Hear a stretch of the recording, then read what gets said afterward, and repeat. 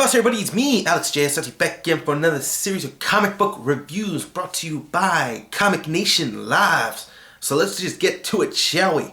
Alright, first up we have from DC Comics, it is Green Lantern Corps Annual number 1. And this is actually the conclusion of the Third Army story. And the story ended, it was pretty good. The book itself was good, but I don't know. I mean, it had a pretty decent story and it had a really big fight scene at the end, but it just and it just ended. And the overall, this whole story just felt like something to transition from the previous story, keep us somewhat interested until their next big story with the First Lantern. It just never felt like that big payoff or the big payoff in this story. Yeah, so overall I enjoyed the issue, but as the story arc itself, I was kind of with it. But for this, I would give it a very solid 4 out of 5. Alright, next up we have Invincible, issue 100. I don't normally review Invincible, but I do read the book. And this was pretty good. They try to emphasize there was going to be a big death in this, or there was going to be a big death leading into this final issue in this particular story. And it kind of was. I'm not going to say what's going on, but it's Invincible. It's usually good. It's always usually good.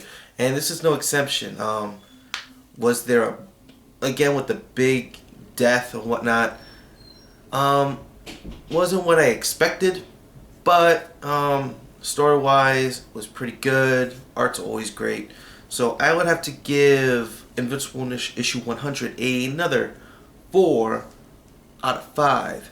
Alright, next up we have Mars Attacks, Zombies vs. Robots, issue 1. And this was a very fun book. This was a very enjoyable book. I don't know, I've read it and I found it, funny, and I really like the art. The art is, it's a different art I've not really seen for myself, but it's pretty good.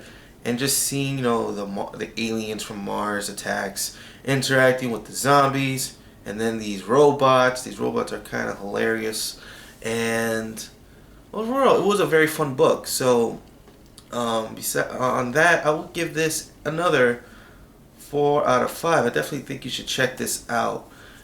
It's just fun. It's just a fun book, and some of the Mars Attacks issues, that include these other titles that IDW has, have been fun. They've been fun so far. So definitely check this out and check those other books out.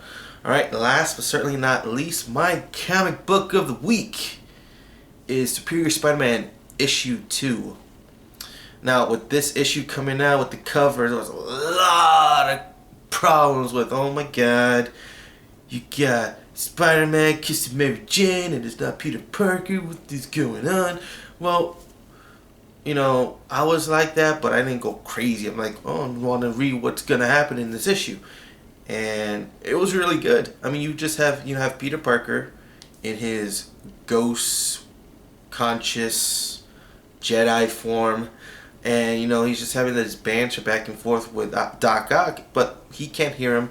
No one else can hear him, and he's like, what the heck is going on? How can no one realize that this is not me?